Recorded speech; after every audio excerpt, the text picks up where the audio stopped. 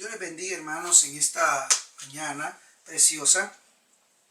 Nuevamente aquí queriendo compartirles un mensaje o una palabra que nos ha venido ministrando acá la familia, mi esposa, hemos estado analizando, ¿verdad? Y con niños también en preguntas.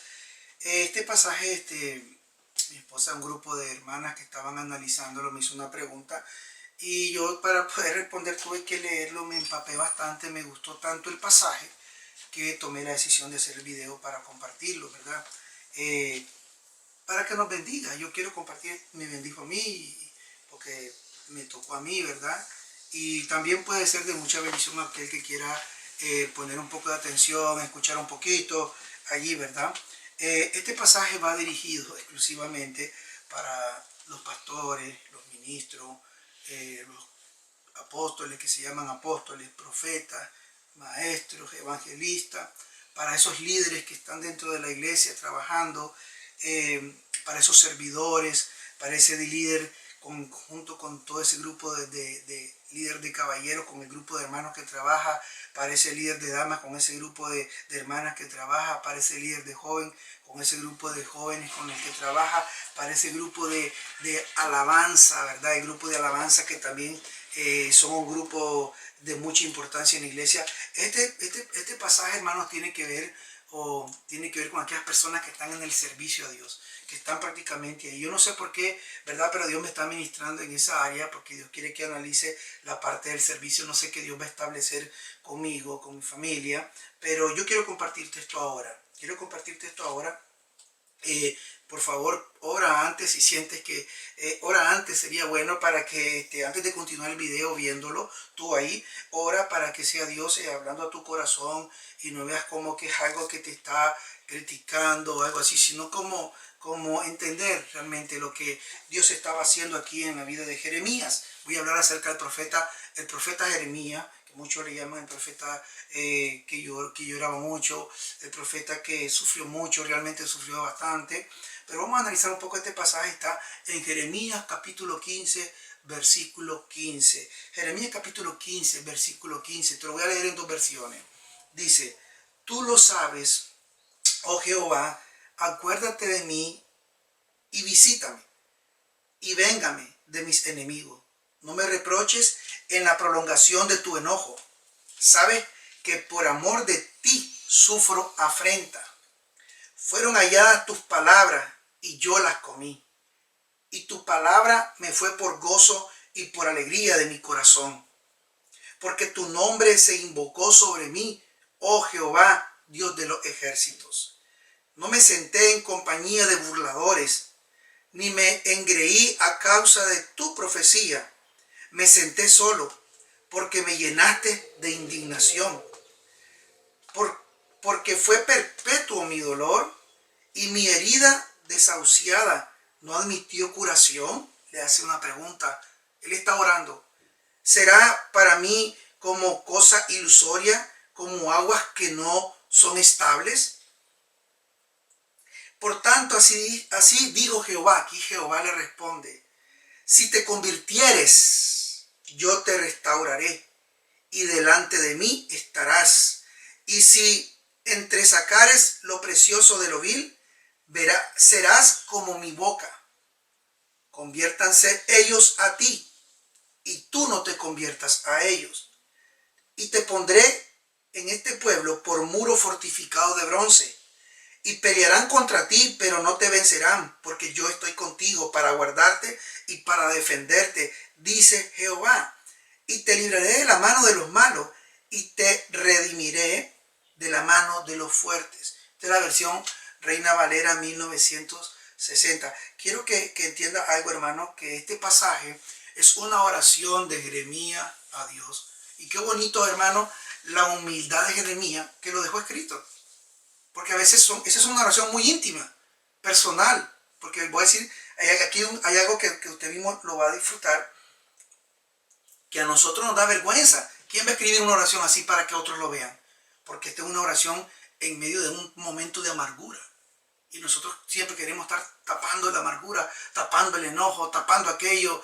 Queremos presentar una apariencia que no es, y tal vez por dentro estamos sufriendo, por dentro no estamos de acuerdo con algo, por dentro estamos incómodos con lo que está pasando, no nos sentimos cómodos en el ambiente o en el lugar donde estamos, y eso trae frustraciones, y la frustración produce amargura, y etcétera, etcétera, y cuando mira terminamos pecando nosotros. Entonces, esa situación personal la estaba pasando Jeremías, y qué bonito, hermano, que el Espíritu lo guió a escribirnos estos pasajes. Para ejemplo, como les dije a todas las personas que les mencioné al principio, necesitamos oírlo. Ahora, esta es una versión que se llama Nueva Traducción Viviente, y se lo voy a leer, el mismo pasaje. Luego, dice Jeremías, luego dije, Señor, tú sabes lo que me sucede. Por favor, ayúdame. Castiga a mis perseguidores. Por favor, dame más tiempo. No dejes que muera joven. Es por tu causa que sufro. Cuando descubrí tus palabras, las devoré. Son mi gozo y la delicia de mi corazón. Porque yo llevo tu nombre, oh Señor, Dios de los ejércitos celestiales. Nunca me uní a la gente en su alegre banquete. Se aislaba. Me senté a solas porque tu mano estaba sobre mí y me llené de indignación ante sus pecados. ¿Por qué entonces continúa mi sufrimiento? ¿Por qué es incurable mi herida? Tu ayuda parece tan incierta. Le está reprochando a Dios, como que Dios no lo ayuda. Como el arroyo estacional, como un manantial que se ha secado. No hay agua, no hay nada para mí. Dios no me oye, Dios no me escucha. Y yo he dado mucho por Dios, pero Dios no está haciendo nada por mí. Escuche esto. Entonces el Señor, esto responde el Señor a la oración de Jeremías, versículo 19. Si regresas a mí, le dice el Señor, te restauraré. Si regresas a mí, te restauraré. O sea que Jeremías se había alejado. Para que puedas continuar sirviéndome. Si hablas palabras beneficiosas, palabras positivas, que beneficien, en vez de palabras despreciables, serás mi vocero. Qué tremendo esta palabra, hermano. Tienes que influir en ellos. No dejes que ellos influyan en ti. Pelearán contra ti como un ejército en ataque, pero yo te haré tan seguro, oiga bien, tan seguro, está hablando de seguridad, como una pared de bronce fortificada. Ellos no te conquistarán porque estoy contigo para protegerte y rescatarte. Yo, el Señor, he hablado. Sí, le dice, sí, de un acento, sí, así se lee aquí. Te mantendré a salvo de estos hombres malvados. Una afirmación, sí, te mantendré a salvo de estos hombres malvados. Te rescataré. Todas estas son afirmaciones de sus manos crueles. Voy a leerlo en ese sentido porque eso es lo que expresa. Este pasaje, hermano, Jeremías, como sabemos, él profetizaba. A la gente no le gustaba cómo él profetizaba porque era directo. Esa era su personalidad y lo metían a la cárcel. Lo metían a un pozo. Luego salía, lo sacaban, volvía a profetizar él. No le gustaba a la gente que escuchaba, lo volvían a meter. Porque él profetizaba la palabra tal y como Dios se la daba, ¿verdad? Palabra de juicio. Y mucha gente no le gusta que tú le digas la verdad. Jeremías estaba diciéndole la verdad a ellos. Estaba diciendo la verdad de lo que estaban haciendo, de lo que estaban viviendo. Y él podía entender lo que Dios le estaba mostrando porque dice que comí tus palabras. Fueron gozo a mi corazón. O sea, Jeremías entendía la palabra, ¿verdad? Pero hay algo que no estaba entendiendo Jeremías. Hay algo, estaba tomando, Jeremías aquí, estaba tomando un papel, no en esta oración, en su vida anterior. O sea, antes de este capítulo, ¿verdad? Lo que él estaba haciendo, estaba tomando un papel que no le correspondía. Y eso es lo que pasa, por eso quería compartirlo con las personas que le mencioné, porque son las personas que están al frente a veces de una iglesia, de un ministerio, y tienden a frustrarse de esta manera. Este pasaje no tiene que ver con una crisis, nada por el estilo, tiene que ver con una crisis personal. Sí tiene que ver con una crisis, pero con una crisis personal, una crisis emocional, una crisis de tu carácter, una crisis de tu personalidad, de quién tú eres y cómo tú eres. Entonces Jeremías había tomado el papel equivocado, porque un profeta debería de dar la palabra y el que va a cumplir la palabra es Dios. No se debe de preocupar si la palabra se está cumpliendo o no. Jonás, un ejemplo, un profeta, el profeta Jonás, tenía por entendido que si él predicaba a Nínive, él sabía que Dios era un Dios de misericordia y iba a cumplir la palabra profética que le dijo que si se volvían a él, ¿verdad? Dios iba a perdonarlos. Y ellos se volvieron. En Nínive ayunaron hasta los animales, si usted lee Jonás. Jonás no quería porque él sabía que eso se iba a cumplir. Aquí es lo contrario. Jeremías estaba dando la palabra de juicio, pero él no miraba que la palabra estuviera haciendo efecto completamente en estos reyes, porque seguían haciendo lo malo y Dios no los quemaba. Dios no los mataba de una, Dios no los exterminaba. Y ahí donde vemos que el carácter de Jeremías necesitaba ser transformado. Era un profeta, pero necesitaba ser transformado. Porque el Dios, esta es palabra de Dios, y le dice, si te conviertes a mí, dice la otra versión. Esta versión dice, si te acercares a mí. Perdón, vamos a leerlo bien. Dice el Señor, si regresas, si regresas a mí. Que sí que se había alejado. Y esto es lo que es muy importante de este pasaje. Muchas veces, hermano, cuando nosotros llegamos a tal grado de frustración, nos alejamos de Dios. No importa quién sea, el pastor, el ministro, el evangelista, el apóstol. Cuando nosotros llegamos a un punto de que nos molesta aquello, primero empieza con una frustración, empieza con una incomodidad, primero con una incomodidad. Estoy incómodo con lo que está pasando. Te lo voy a poner así. Tú eres tal vez alguien del liderazgo, digamos, de los oficiales de la iglesia o de la directiva local de tu iglesia, como le querrás llamar, o de los diáconos de la iglesia. Y tal vez estás viendo algo que no está bien, o Dios te mostró algo. Dios mismo te mostró algo que no está bien dentro de la iglesia. Y tú algo, en una reunión tú lo expresas y das tu idea y le dices que Dios puso eso en tu corazón, o Dios te habló acerca de un tema o algún aspecto, y tú sabes que eso no es de Dios, que eso está mal ahí. Y resulta, hermano, que eso que está mal ahí, tú vienes y lo compartes con el pastor, con la gente que te va a ayudar. Pero te das cuenta, hermano, te das cuenta de que eso nadie le hace caso. Te das cuenta que la gente sigue lo mismo. Y Dios te está abriendo los ojos a ti. Y tú dices, ¿cómo es posible que Dios me habló y que no me estén oyendo, que esto es de Dios? Y entonces empieza primero tu incomodidad. Y te sientes incómodo porque no te pusieron atención. Te sientes incómodo porque las personas vieron como que aquello, como que nada. Y tal vez tú pasaste una noche en vela. Tal vez tú estás orando. Tal vez tú has estado inquieto en tu vida, inquieto en tu personalidad. Y estás ahí. Y entonces esa incomodidad luego se convierte en una frustración, porque donde ves que Dios no hace nada, tú comienzas a orar a Dios, decirle, Señor, mira, no me escucharon, yo les dije, pero no me oyeron. Y entonces en esa inconformidad, hermano, tú vienes a frustrarte, y cambias el sentido de la oración. Cambias hasta el propósito de Dios. Y lo que pasa aquí es que Jeremías debió haber entendido por qué Dios le estaba dando eso. Nunca se nos olvide que el carácter de Dios, la personalidad de Dios, no es la nuestra. Dios es misericordioso. Dios es amor, hermano. Tiene misericordia. Entonces, imagínense qué tremendo de que aquí, cuánta incomodidad, frustración había en él, porque no estaba pasando lo que él quería. Y, hermanos, imagínate, termina amargándose.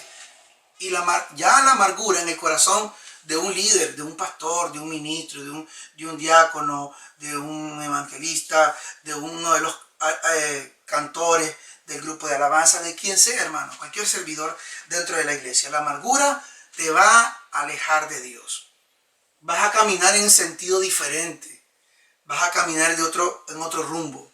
Y entonces aquí, en este pasaje, miren, muy importante, hermano, en este pasaje, dice Jeremías, Señor, tú lo sabes lo que me sucede. Por favor, ayúdame. Castiga a mis perseguidores. Él quería ver que Dios quemaba a la gente, las destruía. ¡Fum!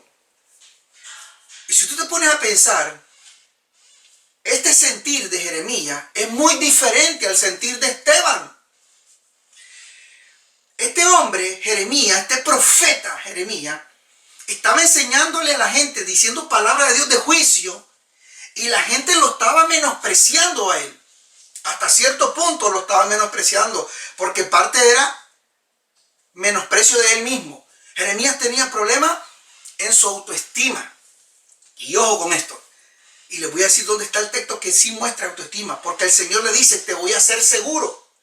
Dios le dice, te voy a hacer seguro. Un muro seguro. O sea que a Jeremías le hacía falta seguridad de sí mismo. Y la persona que no tiene seguridad en sí mismo, de lo que es, de lo que Dios lo ha llamado, de lo que significa él para Dios. Y Jeremías tiene una relación con Dios enorme, una intimidad preciosa, pero le hacía falta algo. Y Dios le dice, tienes que volverte a mí, tienes que regresarte a mí. Y le dice, tienes que cambiar le estaba diciendo que el sentir era que la gente que lo aborrecía, la gente que lo perseguía, que murieran, que recibieran el castigo. Eso dice ahí, ayúdame, no permitas que muera joven.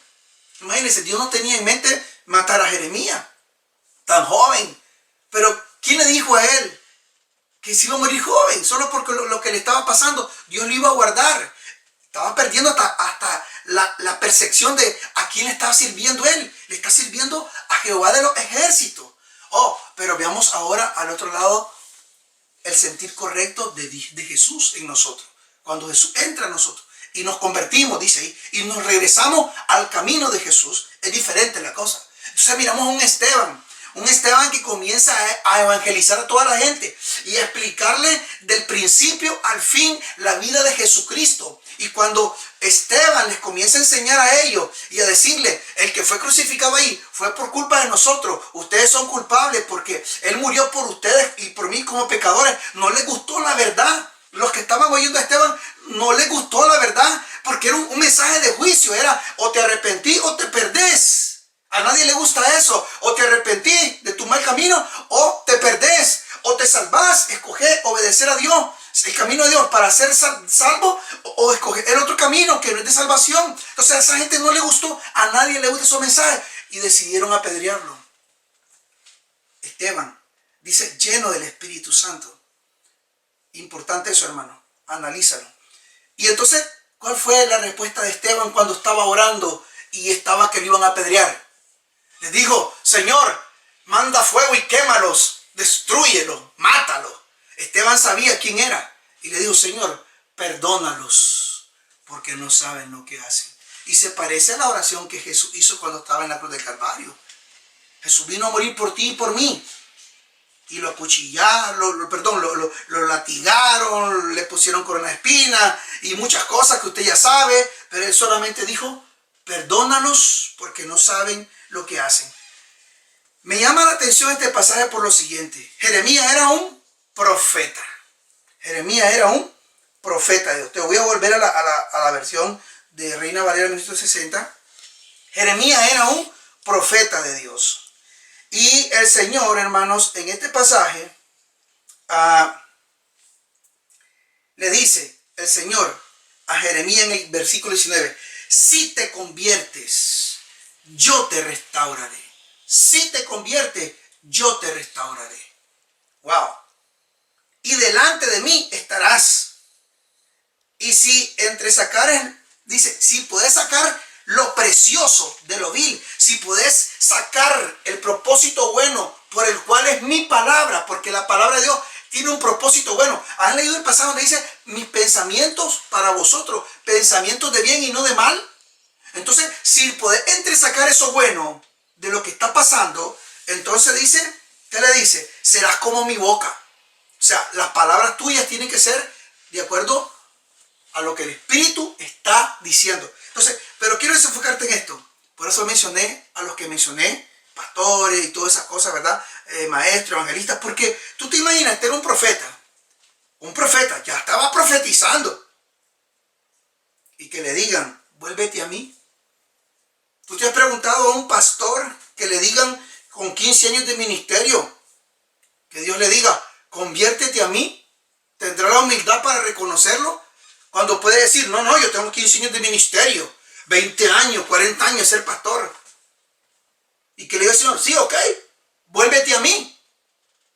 ¿Te imaginas un evangelista que ha estado tal vez orando por muchos enfermos? E incluso tal vez los enfermos se sanaron porque es Dios el que lo hace. Pero llega un momento en su vida personal, emocional, que el Señor dice, vuélvete a mí. O un apóstol, que se llama apóstol, que el Señor le diga, vuélvete a mí. Imagínense, hermano. Olvidémonos de los que están al frente, los servidores. Alguien de la congregación, hermano, porque esta es palabra para cristianos. Gente que ya se supone que ya ha creído, está en la fe, está caminando en la fe. Esto no es para evangelizar. Esto es para gente que ya está caminando en la fe. Y que tal vez una persona, hermano, imagínense que tiene 10 años en la iglesia. Y que el Señor diga, vuélvete a mí. Ya aceptó a Jesucristo como Señor y Salvador.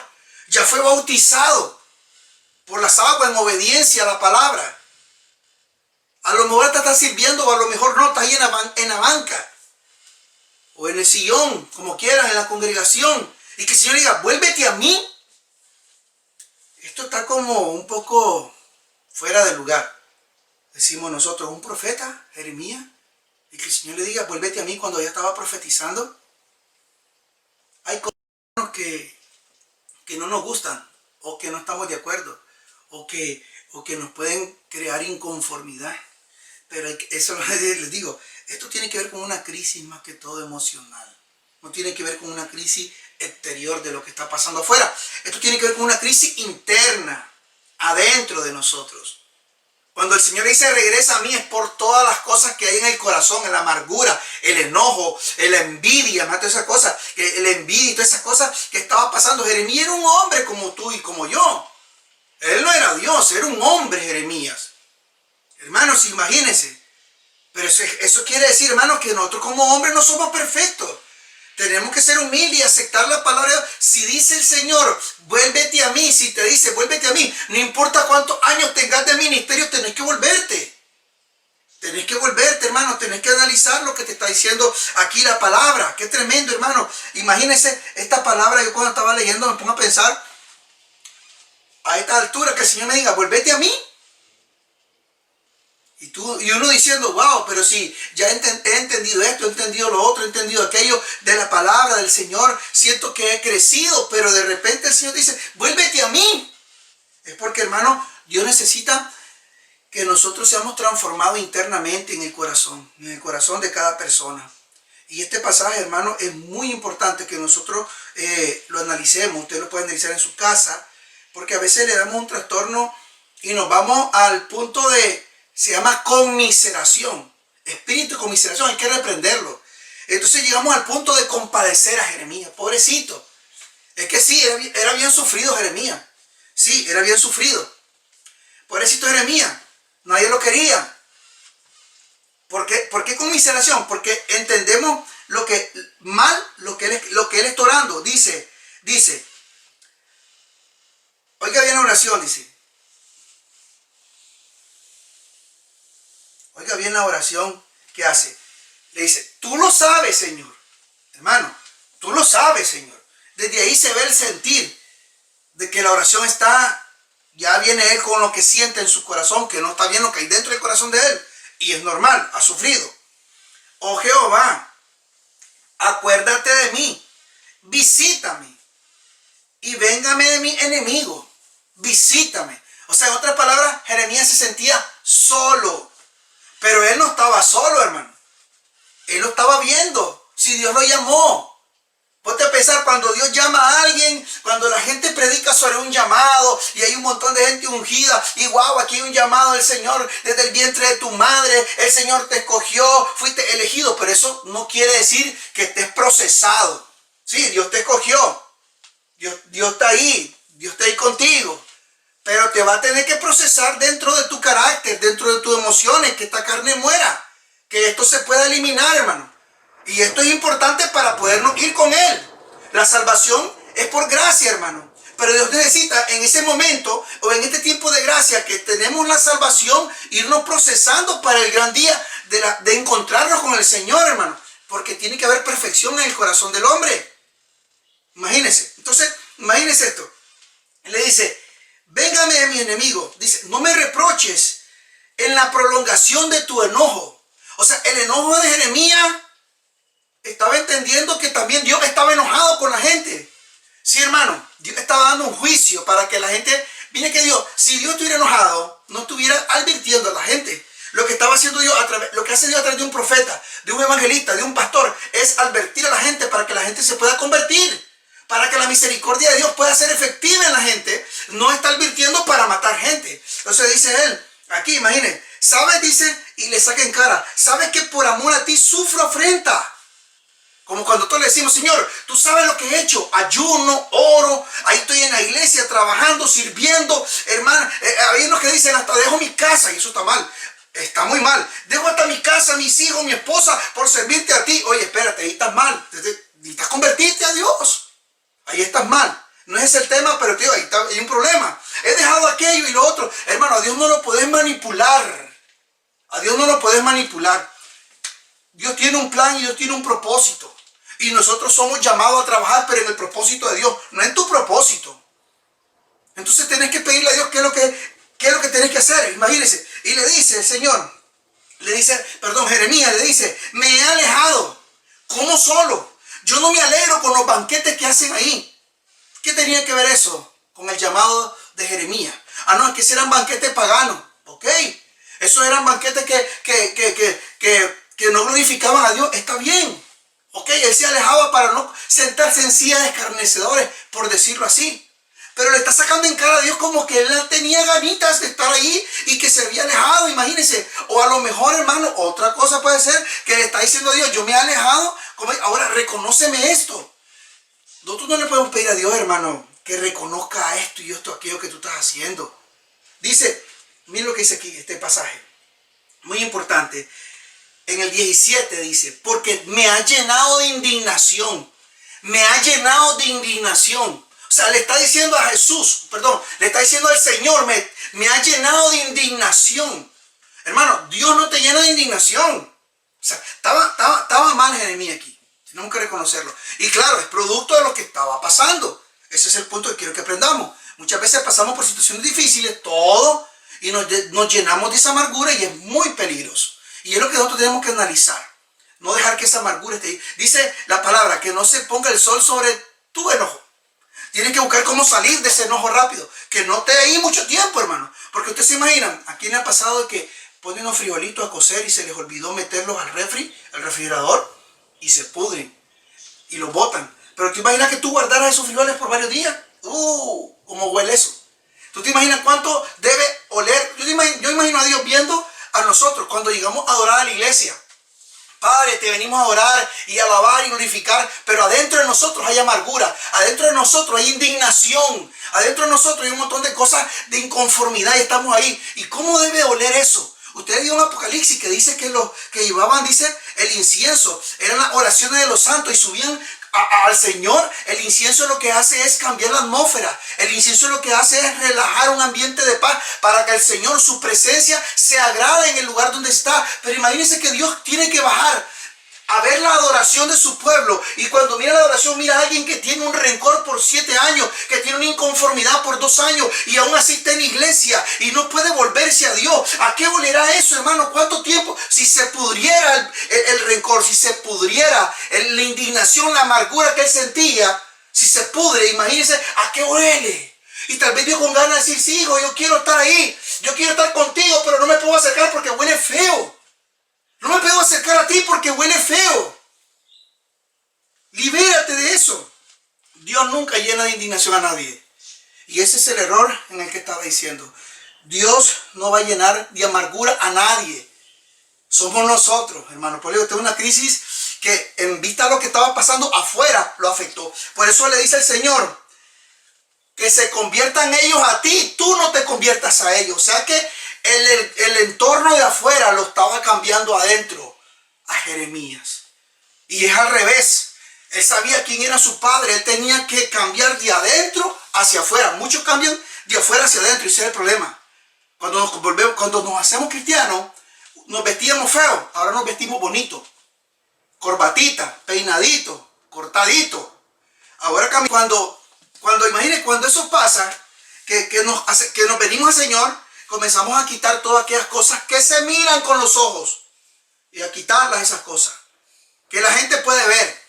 Tu forma de vestir, tu forma de actuar, tu forma de hablar, la comenzamos a cambiar. Pero el corazón, eso que nadie lo ve, imagínense, eso que nadie lo ve, eso es lo último que nosotros les ponemos en la mano a Dios y debe ser lo primero.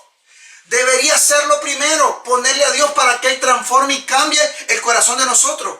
Porque Dios, hermano, no va a poner nunca amargura en nosotros, pero Él no había entendido eso. Lo primero que tiene que cambiar nosotros es el corazón, hermanos. Para que cuando lleguemos a adorar, aquí el Señor huela a adoración. Suba aquello agradable a Dios.